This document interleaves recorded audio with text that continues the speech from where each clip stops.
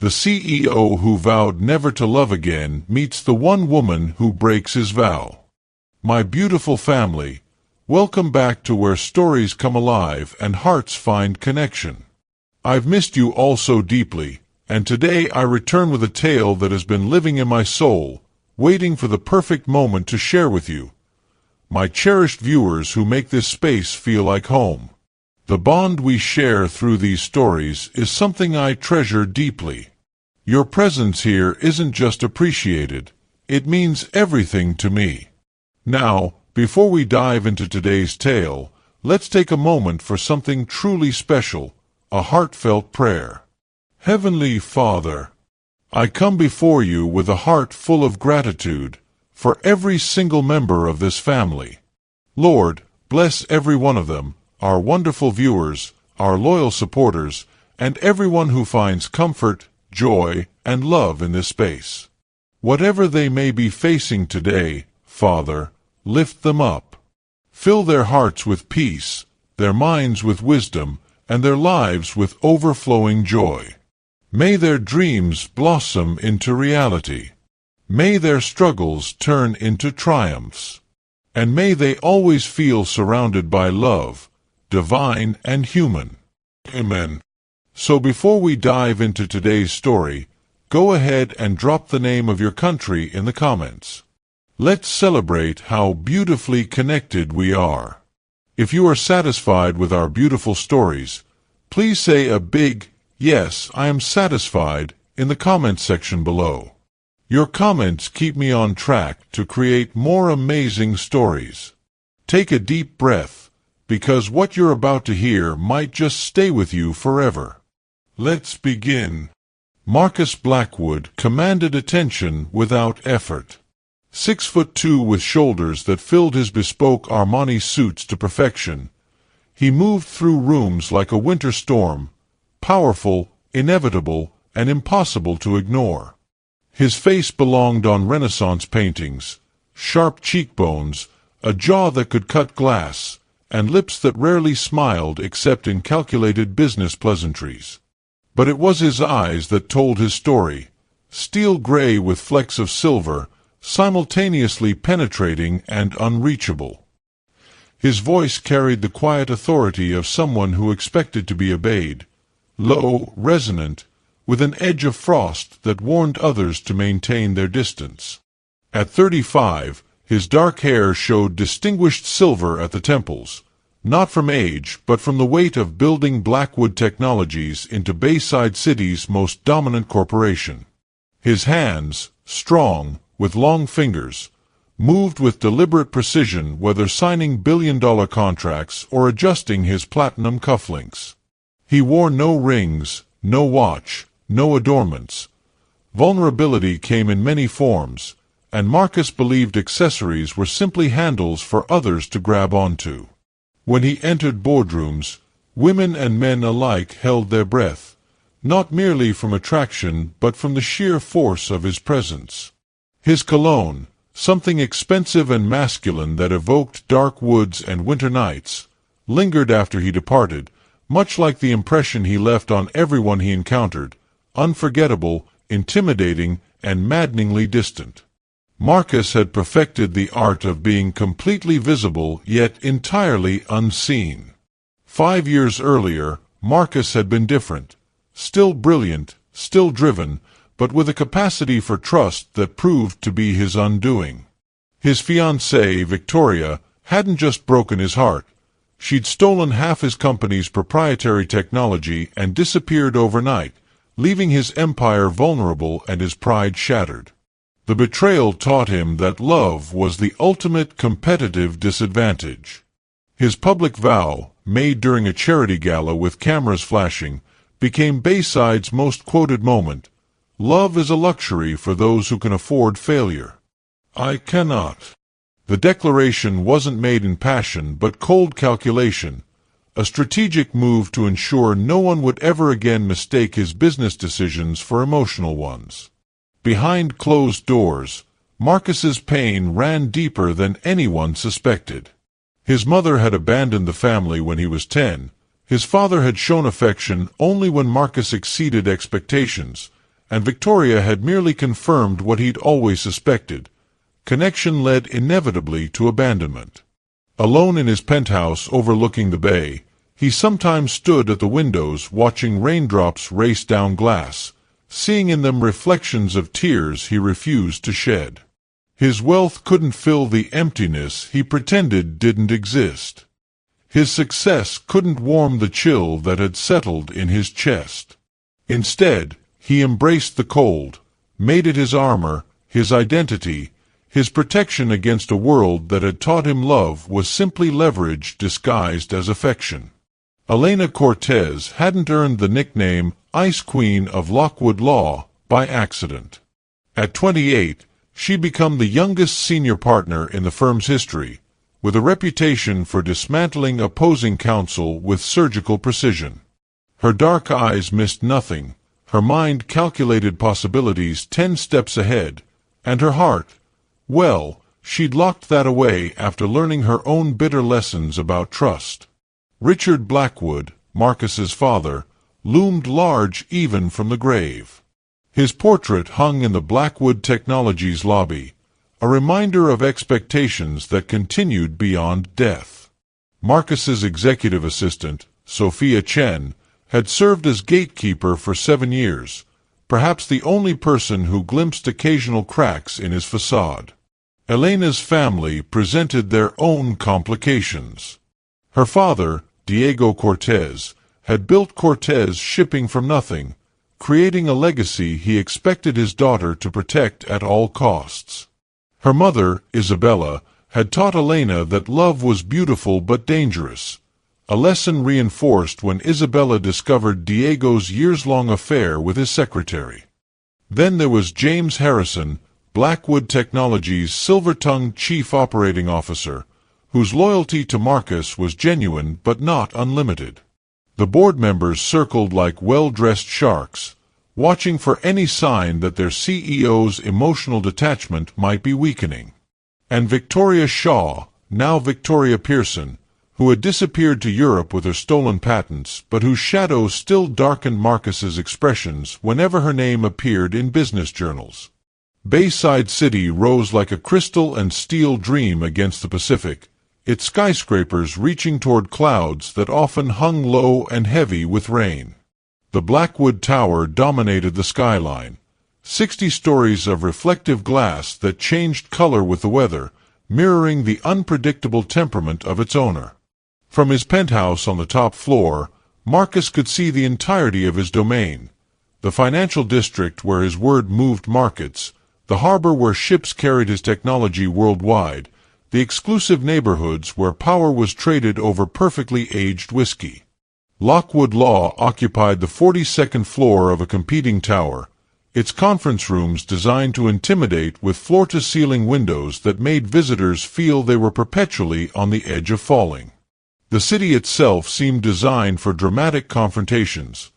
Fog rolling in without warning, rain that could shift from gentle mist to driving sheets in moments, sudden breaks of sunlight that illuminated everything with blinding clarity before disappearing again.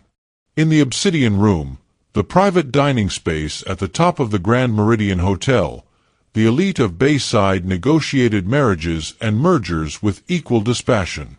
This was where Marcus first noticed Elena, arguing a point with such cold fire that even he had paused to listen.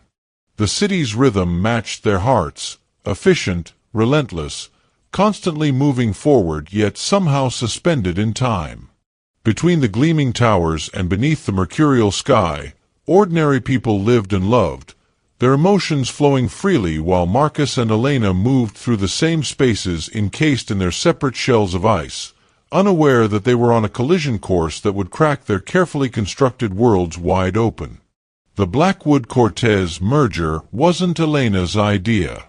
When Diego Cortez called her to his waterfront mansion and explained that Cortez Shipping needed Blackwood Technologies infrastructure to survive in the digital age, she saw it as a failure rather than an opportunity.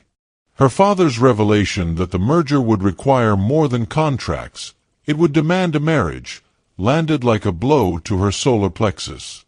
"This is medieval," Elena hissed, pacing the study where generations of Cortez men had made decisions that shaped destinies. You can't seriously expect me to marry a man who publicly declared love a weakness. Diego's eyes, so like her own, hardened with the pragmatism that had built their empire. The Blackwood board won't accept anything less. They want assurance this isn't a takeover but a true joining of legacies.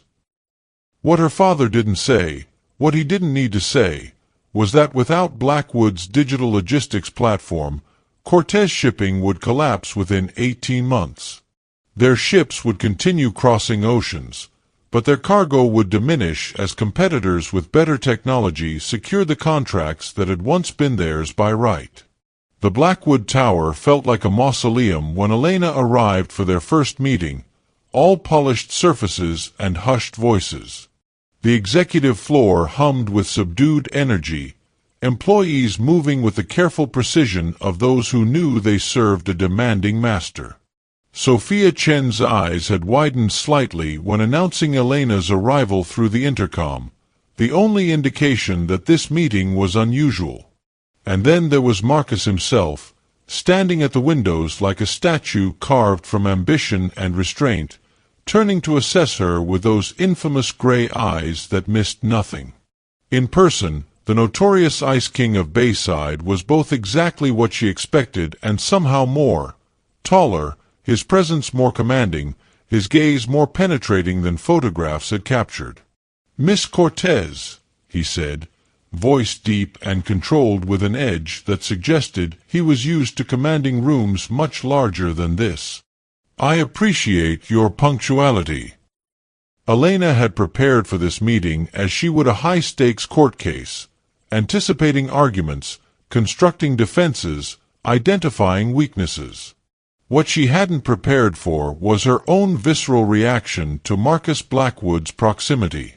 Something electric charged the air between them, a recognition perhaps, that here was someone who understood what it meant to build fortresses around vulnerability.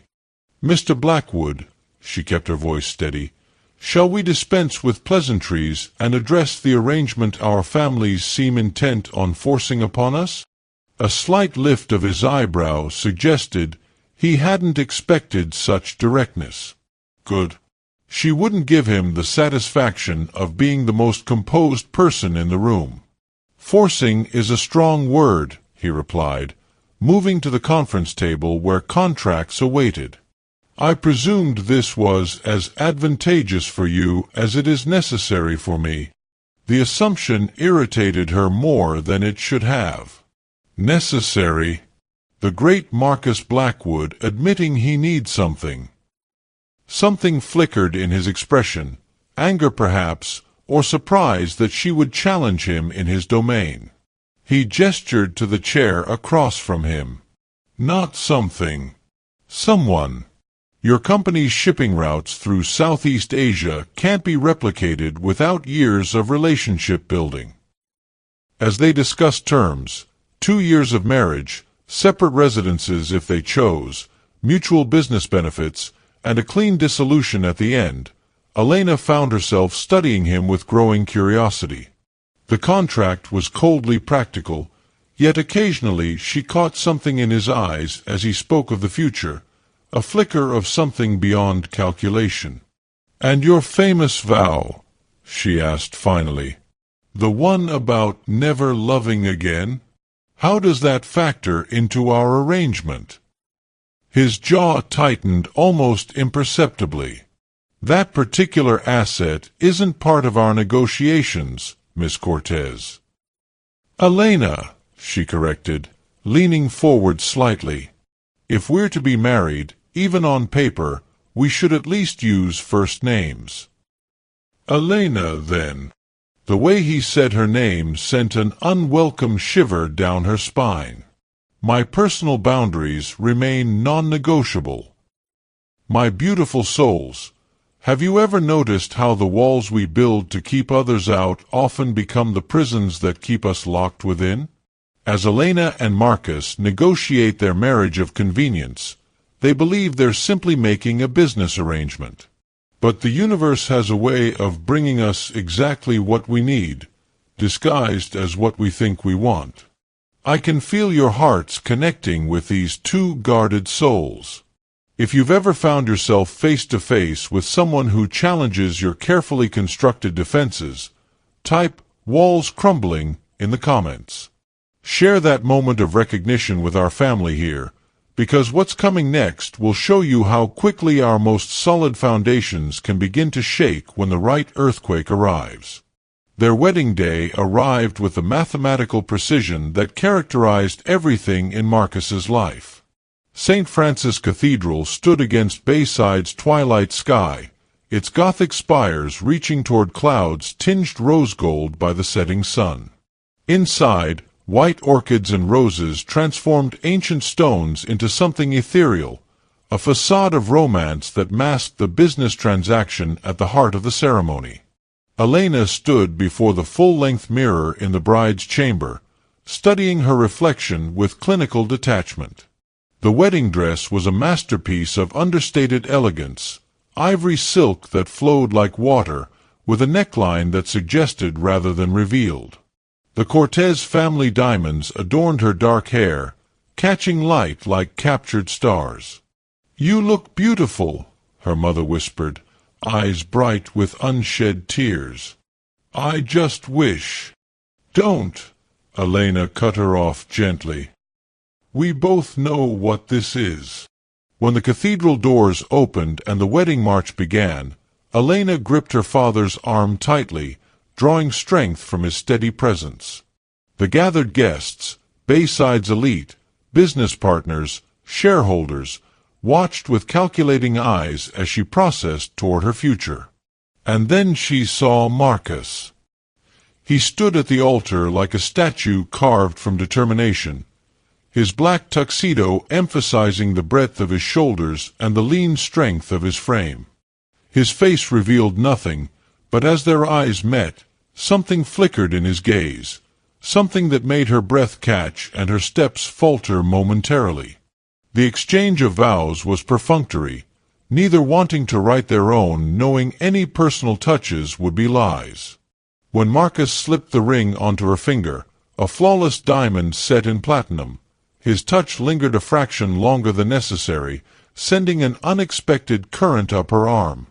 The reception at the Grand Meridian Hotel transformed its ballroom into a winter wonderland of crystal and silver. Elena played her part perfectly, smiling at appropriate moments, dancing with the right people, her hand resting just so on Marcus's arm when photographers approached. "You're quite the actress," Marcus observed during their first dance, his hand warm against the small of her back. "I could say the same about you," she replied, smiling up at him while maintaining their picture-perfect image. That speech about looking forward to our future together was particularly convincing. His fingers tightened slightly on her waist. "Who says it wasn't true? Our company's future together is quite promising." "Ah yes, the only future you care about." She let him spin her out and back, their bodies moving in perfect synchronization. "Tell me," his voice dropped lower, almost intimate, "do you practice being this cold, or does it come naturally?"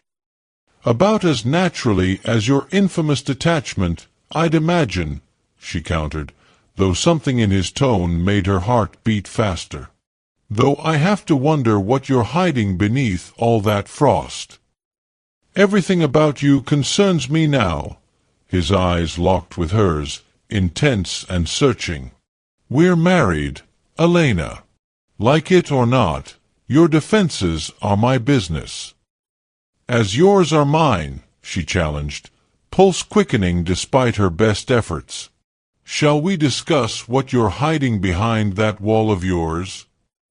The music ended before he could respond, and they were swept into another round of congratulations and photographs. But something had shifted between them, a gauntlet thrown down, a challenge issued. Two people who had sworn never to be vulnerable again found themselves facing an opponent worthy of their best defenses. And the most dangerous battle of all was just beginning. 3 months into their marriage of convenience, nothing about Elena's life felt convenient anymore. The careful distance she and Marcus had maintained since their wedding night was crumbling, replaced by something far more dangerous: familiarity. Despite their separate bedrooms in the sprawling penthouse overlooking Bayside Harbor, they'd fallen into domestic patterns neither had anticipated. Shared dinners had become a nightly ritual, ostensibly to discuss business matters, but increasingly filled with charged silences and heated debates that had nothing to do with their company's merger. Tonight changed everything. A freak thunderstorm had knocked out power across downtown Bayside, leaving the penthouse illuminated only by emergency lighting and the occasional flash of lightning that turned windows into brilliant canvases of electric blue. Elena found Marcus in his study, the soft glow of his laptop casting shadows across his face as he worked despite the late hour. "The Morrison contract is finished," she said, leaning against the doorframe, wineglass in hand. "Lockwood's legal team will have it ready for signatures by morning." Marcus looked up, his features softened in the dim light. "You should have gone home hours ago." "This is home, isn't it?" The words slipped out before she could catch them. "At least for the next 21 months. Something shifted in his expression. Vulnerability, perhaps, quickly masked. "Come see this," he said instead of addressing her comment. Curious, Elena crossed to his desk, leaning over his shoulder to view the screen. The proximity was intoxicating, his cologne mixing with the scent of rain blowing in through the partially opened window. On screen wasn't work at all, but a satellite image of a small island. "What am I looking at?" she asked, acutely aware of how close they were standing. "Isla Secreto," he said quietly. "My private island off the Costa Rican coast. No one knows I own it, not the board, not the press, not even Sophia." Elena stared at the screen, then at him, understanding the significance. Marcus Blackwood shared nothing personal, ever. "Why are you showing me this?" His eyes met hers, startlingly unguarded. "Because last night you had a nightmare. I heard you through the wall." The breath left her lungs.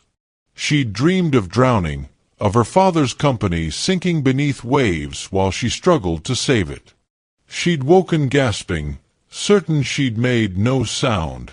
"Everyone needs somewhere to escape," he continued, his voice lower. "Somewhere the world can't find them. This is mine. And now it's yours too, if you ever need it."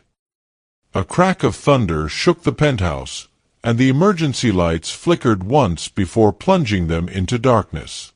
In the momentary blindness, Elena felt Marcus's hand find hers, warm and steady against her suddenly cold fingers. The darkness changed something fundamental between them. Unable to see each other's defenses, words flowed more freely in the blackness of the storm-wrapped penthouse. "Why did you really agree to this marriage?" Marcus asked, his voice disembodied in the darkness. They sat on opposite ends of the sofa in the living room, a single candle casting more shadows than light. Elena swirled the wine in her glass, grateful he couldn't see her face clearly. "The company needed it. You know that." "No." His voice was gentle but insistent. "The truth, Elena." The thunder rumbled again, closer this time, and something in Elena surrendered to the storm. "I wanted to prove something," she admitted. "That I could do this, marriage, without emotion. That I could succeed where my mother failed." The confession hung between them, raw and honest. When Marcus didn't immediately respond, she filled the silence. "And you? Why agree to marry someone when you publicly swore love would never touch you again?" His answer, when it came, was barely audible above the rain. Because you were the first person I met who seemed more afraid of love than I am." The candle flickered, illuminating the vulnerability in his eyes for just a moment before shadows reclaimed him. But it was enough. Elena had seen behind the mask, and nothing between them would ever be the same. Dawn broke over Bayside with the pristine clarity that often follows storms, the sky washed clean of clouds, the harbor glistening like polished glass. Elena woke on the living room sofa, a cashmere throw carefully tucked around her that hadn't been there when she fell asleep. The penthouse was empty, Marcus already gone to the office according to the note propped against the coffee pot. Back to reality. Back to pretending last night's revelations hadn't happened. Or so she thought, until her phone chimed with a calendar invitation. Weekend at Isla Secreto, private jet from Bayside Airport, Friday 5 p.m. As she stared at the screen, a text message appeared beneath it. No business discussions allowed. Just us. If you're willing. Elena's finger hovered over the accept button, her heart racing with contradictory impulses. Accepting meant acknowledging something was changing between them. Declining meant retreating to the safety of their arrangement. Before she could decide, breaking news alerts flooded her phone. Victoria Pearson returns to Bayside. Former Blackwood fiancé launches competing tech platform. Will the Ice King's ex melt his new marriage? The carefully constructed world they'd been building suddenly faced its first real threat. And Elena was surprised to discover how fiercely she wanted to protect it. Not just their business arrangement, but the fragile connection that had sparked in last night's darkness. Her finger pressed accept on the calendar invitation just as another text from Marcus appeared. Victoria's back. Board meeting called. This changes everything. But which everything did he mean? The board meeting resembled a battlefield more than a corporate gathering. Victoria Pearson, sleek, sophisticated, and dangerous in a blood-red suit, sat opposite Marcus at the conference table, her smile sharp as a blade. Elena observed from the corner, officially present as Cortez Shipping's representative, unofficially watching her husband face the woman who had shattered his trust. Blackwood's Asian market share has slipped 12%, Victoria announced, sliding glossy reports across the table. My new platform, Nexus, has secured contracts with 3 of your largest clients. Her eyes flickered to Elena. Marriage doesn't seem to be helping your business acumen, Marcus. Elena saw Marcus's knuckles whiten around his pen, the only visible crack in his perfect composure. Temporary setbacks, Victoria. Nothing more. The threat was just beginning. That evening, financial analysts across 3 networks questioned whether the Ice King had lost his edge, wondering if emotional entanglement had compromised his legendary focus. By morning, Blackwood stock had dropped 8 points. Their weekend escape to Isla Secreto never happened.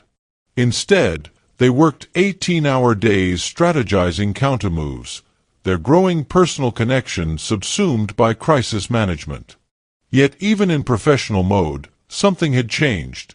Marcus's hand lingering on Elena's shoulder as they reviewed documents, their bodies gravitating closer during late-night strategy sessions. The second blow came when the Cortez family's shipping records were mysteriously leaked to the press, revealing financial irregularities from Diego's early years. Nothing illegal, but embarrassing enough to cast doubt on the merger's foundations. Elena spent 3 sleepless nights rebuilding her family's reputation, while Marcus worked his global contacts to trace the leak. It was Victoria, he confirmed, joining Elena on their penthouse balcony at 3 a.m. on the 4th night, offering a tumbler of amber liquid that glowed in the moonlight. Her digital fingerprints are subtle, but unmistakable. Elena accepted the drink, their fingers brushing. She's not just attacking Blackwood. She's targeting us specifically." "Yes." His voice held an edge she hadn't heard before, protective, almost possessive. "This is personal for her." "Why?" "Because she left you. Because I've moved on." Marcus's gaze held hers with startling intensity. And she never expected that. The third challenge blindsided them both. Photos appeared in Bayside's most notorious gossip site, Marcus and his executive assistant Sophia in what appeared to be an intimate embrace in his office. The timestamp: yesterday afternoon. Elena stared at the images on her phone, something painful and unfamiliar twisting in her chest. She didn't believe it, couldn't believe it, yet doubt crept in like poison. When Marcus called to explain, she let it go to voicemail, then immediately regretted her cowardice. The penthouse door opened just after midnight. Elena sat in darkness, the city lights providing the only illumination as Marcus entered, his silhouette familiar yet suddenly uncertain in their shared space. "It's not what it looks like," he said, remaining by the door as if unsure of his welcome. "I know," she replied, surprising herself with the certainty in her voice. "Victoria's too obvious. The staging, the convenient timing, its manipulation." Marcus moved closer, relief evident in his shoulders. Sophia's grandmother was hospitalized. She received the call in my office and broke down. The photo was taken through the window when I was comforting her. "You don't need to explain," Elena said, rising to meet him. "I trust you." The words hung between them, heavy with significance. Trust, the thing they both guarded most fiercely, now extended between them like a lifeline. "Say that again," Marcus whispered, close enough now that she could see the vulnerability in his eyes. "I trust you," Elena repeated, the admission both terrifying and liberating. "I don't know when it happened, but I do." The attacks continued, business, personal, relentless. But something fundamental had shifted. They were no longer two individuals in a business arrangement. They had become partners in every sense except the final one. Late one night, as they worked side by side in his home office, Elena noticed Marcus watching her instead of his computer screen. "What?" she asked, self-conscious under his gaze. "I've been thinking about the night of the blackout," he said, his voice low. "About what you said regarding your mother." Elena tensed. She rarely spoke of her mother's humiliation when Diego's affair became public knowledge, of watching a woman who believed in love reduced to bitter resignation. "My mother believed in soulmates," she said carefully. "She thought my father was hers. When he betrayed her, she didn't just lose her husband, she lost her entire worldview." Marcus moved from his chair to perch on the edge of her desk, close enough that she could feel the heat radiating from him. "And that's why you don't believe in love? Because it destroyed her." "I believe love exists," Elena clarified, meeting his eyes. "I just don't believe it's enough. Emotions fade. Circumstances change. Practical considerations remain. And us." The question was barely audible. "What are we, Elena?" The vulnerability in his question caught her off guard. This wasn't the Ice King of Bayside, the untouchable CEO. This was simply Marcus, a man who had been betrayed, who had sworn never to risk his heart again, now looking at her with eyes that asked questions his pride would never allow him to voice. "We're—" she began, then faltered. What were they? Not merely business partners anymore. Not quite lovers. Somewhere in between, in uncharted territory neither had expected to explore. "Complicated," she finished, her voice soft. "We're complicated." His smile held an unexpected warmth. "I can accept complicated." Later that week, Elena found a small gift box on her pillow. Inside lay an antique key on a platinum chain, with a note in Marcus's precise handwriting, "To my private island. To my private office. To everything I've kept locked away. Whenever you're ready." She wore it beneath her blouse the next day, the metal warm against her skin, a secret weight that felt like possibility. My beautiful family, isn't it amazing how the universe tests us precisely when we're most vulnerable? Just as Elena and Marcus begin to lower their defenses, life sends the perfect storm to challenge their newfound trust. I see your hearts connecting with their journey through your comments and messages.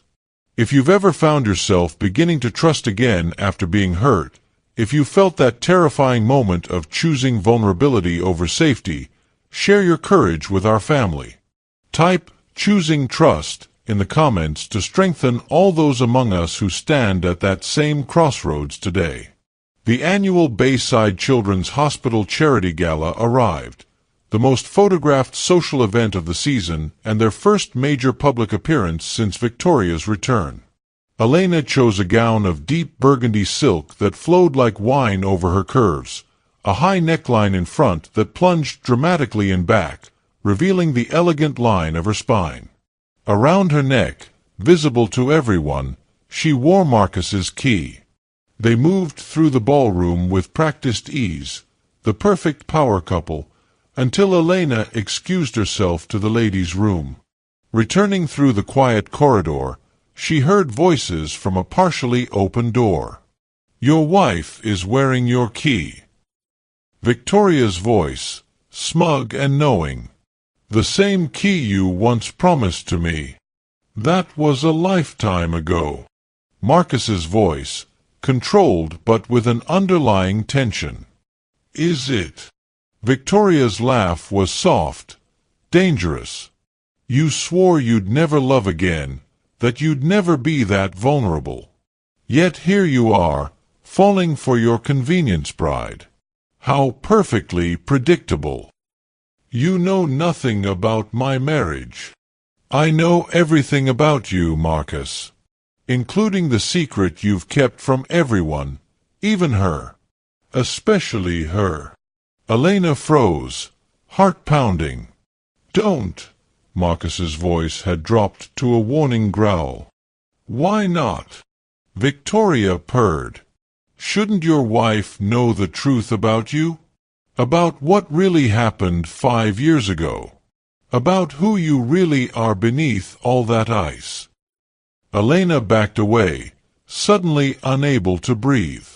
What secret could be so devastating that Victoria would use it as a weapon? What truth didn't she know about the man whose key she wore against her heart? The gala continued around them, a swirl of diamonds and champagne, while Elena felt her world tilting on its axis. She avoided Marcus for an hour, her mind racing with possibilities, each darker than the last. When he finally cornered her on the rooftop garden, his face was drawn with concern.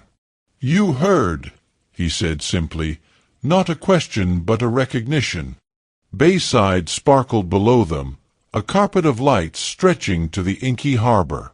Elena gripped the stone balustrade, steadying herself against the night wind that pulled at her gown. "What secret, Marcus? What could possibly be worse than everything I already know?" Lightning illuminated the sky in the distance, another storm approaching, both literally and figuratively. Marcus moved beside her, close but not touching, his profile sharp against the illuminated skyline. "5 years ago, when Victoria stole my patents," he began, voice tight with suppressed emotion, "she didn't just betray me, she destroyed me. Not professionally. Personally." Elena held her breath, waiting. "I tried to end my life." The confession hung between them, raw and exposed as a nerve. Elena turned to face him fully, seeing the shame and vulnerability etched into his features. "The great Marcus Blackwood, brought to his knees by heartbreak," he continued bitterly. "I took sleeping pills with whiskey in this very penthouse. Sophia found me the next morning when I missed a board meeting. The official story was exhaustion, a brief hospitalization for overwork." "Marcus," Elena whispered, reaching for him, but he stepped back. "My public vow against love wasn't just arrogance, it was survival," his voice broke slightly. "I promised myself I would never again give anyone that kind of power over me." Rain began to fall, gentle at first, then heavier. Neither moved to seek shelter. "But you," he looked at her now, rain streaming down his face, indistinguishable from tears, "you with your practical arrangements and emotional detachment, you seemed safe. Until you weren't." Elena moved closer, rain soaking her silk gown, her hand finding his face. "And now I'm terrified," he admitted, voice barely audible above the storm. "Because losing a business partner would be inconvenient. Losing you would be unbearable." Lightning cracked across the sky as Elena pulled his face down to hers, their lips meeting with the force of a collision long delayed. His arms encircled her waist, lifting her against him as though she might disappear. The rain poured down, washing away pretense, leaving only raw, undeniable truth between them. "I love you," he whispered against her mouth. "God help me, I love you." The transformation wasn't instantaneous but inevitable, like ice giving way to spring, not in a single moment but through countless tiny surrenders. In the 3 weeks following the gala, Marcus and Elena rebuilt their relationship from foundation to pinnacle, this time with truth as the cornerstone. In the boardroom, they remained formidable, perhaps even more so now that they moved in perfect synchronicity. But behind closed doors, walls crumbled like ancient fortresses finally surrendering to time. "I never expected this," Elena confessed one night as they lay tangled in sheets, her head on his chest, listening to his heartbeat. "When I agreed to marry you, I thought I was protecting myself." Marcus's fingers traced lazy patterns on her bare shoulder. "And now I understand what my mother meant about soulmates," she said softly. "Not that love conquers all, but that the right person makes vulnerability feel like strength." The change manifested in subtle ways, Marcus laughing more freely, Elena allowing herself to be cared for without seeing it as weakness. He began leaving encouraging notes on her legal briefs. She started joining him for morning runs along the harbor. When either received good news, their first instinct was to share it with the other.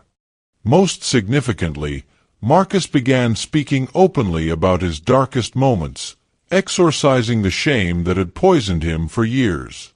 Elena shared her own fears, of becoming her mother, of loving someone who might betray her, of losing herself in another person. "We're not losing ourselves," Marcus told her, presenting matching platinum key pendants one evening. "We're finding the parts we locked away." Their marriage, begun as a business merger, had transformed into something neither had believed possible. A partnership of equals who strengthened rather than diminished each other, who challenged without destroying, who loved without consuming. Victoria's final attack came, predictably, at the annual shareholders' meeting. With calculated precision, she presented a hostile takeover bid for Cortez Shipping, backed by foreign investors with deep pockets. "Your father's company is failing," she announced to the packed room, her smile victorious as she addressed Elena directly. "Our offer is generous, considering the circumstances. Sign today, or watch your family legacy collapse entirely." The room fell silent, all eyes on Elena. She rose slowly, elegant in a tailored white suit that contrasted sharply with Victoria's crimson dress. "Ms. Pearson," Elena's voice carried clearly through the hushed room, "you fundamentally misunderstand what makes a company valuable." She moved to the front of the room, where digital screens displayed both companies' logos. "Cortez Shipping isn't failing, it's evolving. Today, we're announcing the complete integration of Blackwood's proprietary logistics platform with our global shipping network, creating the industry's first fully automated, AI-optimized supply chain." Gasps and murmurs filled the room as Elena revealed quarterly projections that showed exponential growth. Marcus joined her at the podium, their shoulders touching in a subtle display of unity. "Furthermore," he continued seamlessly, "this isn't just a business announcement. Elena and I wish to make it clear that our marriage, which began as a strategic alliance, has become the foundation of both our personal and professional lives." Victoria's face flushed with anger as Marcus reached for Elena's hand. "I once stood before cameras and declared that love was a weakness I couldn't afford," he addressed the room, but his eyes remained on Elena. "I was wrong. With the right partner, love becomes your greatest competitive advantage." The board erupted in applause as market alerts chimed throughout the room. Blackwood Cortez stock soaring, Victoria's Nexus platform trading downward. The takeover bid collapsed within hours. Later, watching Victoria's car disappear from the Blackwood Tower parking garage, Elena felt Marcus's arms encircle her from behind. "You always knew the key to business success," she teased, leaning back against his chest. "Find the right partner." His lips brushed her temple. "I finally found the key to everything." 1 year after their arranged marriage began, Marcus and Elena stood together on the private balcony of their penthouse, watching fireworks illuminate Bayside Harbor. The anniversary celebration below, hosted by both companies to commemorate their successful merger, continued without them. They'd made their speeches, accepted congratulations, and then quietly slipped away to share this moment alone. "Remember when you asked what we were?" Marcus said, his arm wrapped around Elena's waist as they gazed at the glittering skyline. "And you said, complicated." Elena smiled, leaning into his embrace. "I was terrified to admit even that much. And now—" His fingers traced the platinum key that still hung around her neck, matching the one he wore. "Now I understand what I never wanted to believe." She turned in his arms, meeting his gaze directly. "That sometimes the walls we build to protect ourselves become the prisons that confine us." The man before her bore little resemblance to the Ice King she'd first encountered in that sterile conference room. Oh, Marcus remained formidable in business, perhaps even more so with Elena at his side, but the frost had melted from his eyes, replaced by warmth that transformed his entire being. He smiled more, laughed freely, and most importantly, loved without reservation. "I spent 5 years convinced that vulnerability was weakness," he said, brushing a strand of hair from her face with tender precision. "Every decision calibrated to prevent anyone from ever having power over me again. And I convinced myself that practical considerations were all that mattered," Elena acknowledged. "That emotions were liabilities to be managed rather than experiences to be embraced." They'd both been wrong. In finding each other, in slowly, painfully dismantling their defenses, they hadn't become weaker. They'd become unbreakable. Their companies thrived under their unified leadership, but more importantly, they discovered a truth neither had believed possible: that the right person doesn't exploit your vulnerability but treasures it, doesn't diminish your strength but amplifies it. "Tomorrow I'm announcing the Marcus and Elena Blackwood Foundation," he revealed, taking her hands in his. dedicated to mental health support for executives and entrepreneurs. Because if the Ice King of Bayside can admit he once stood at the edge of despair and found his way back, perhaps others won't suffer in silence. Elena's eyes filled with tears, not of sadness but recognition of how far they'd both traveled. "From business arrangement to changing lives," she whispered. "We've come a long way from that marriage contract." "The best journeys are the unexpected ones," Marcus replied, drawing her closer as new fireworks bloomed against the night sky. "My beautiful souls, the story of Marcus and Elena speaks to a truth we all know but often forget. Our greatest strength often lies hidden behind our deepest fears. Their journey reminds us that what we resist most, vulnerability, trust, connection, is frequently what we need most desperately. Think about the walls in your own life. We build them brick by brick, year by year. Each disappointment, each betrayal, each moment of abandonment becomes another layer of protection. We tell ourselves we're being strong, being smart, being practical. But walls don't just keep others out, they lock us in. What Elena and Marcus discovered, what each of us must discover in our own way, is that true strength doesn't come from perfect protection. It comes from the courage to remain open despite knowing we might be hurt. It comes from discernment rather than distrust, from carefully chosen vulnerability rather than impenetrable armor. The business merger that began their story was just a metaphor for what happens when we finally allow the separated parts of ourselves to integrate: the practical and the passionate, the cautious and the courageous, the broken and the healing. Wholeness isn't found in perfect defense, but in perfect alignment of all we are. Beautiful family, I see you nodding, perhaps wiping away tears, because Elena and Marcus's struggle resonates with your own. Some of you have been betrayed by those you trusted most. Some have made vows in pain, swearing never to risk your heart again. Some stand at crossroads this very moment, wondering whether to maintain your walls or begin the terrifying work of dismantling them. Your stories have filled our comment section, tales of trust broken and rebuilt, of hearts frozen and thawed, of business partnerships that became life partnerships against all odds. You've shared your fears of vulnerability and your triumphs over those same fears. Remember the moment Elena discovered Marcus's secret at the gala? That terrifying precipice where she had to choose between retreating to safety or advancing toward deeper connection. We all face such moments in our relationships, our careers, our personal growth journeys. The question isn't whether these moments will come, but how we'll respond when they do. Will you choose the security of isolation or the brave uncertainty of connection?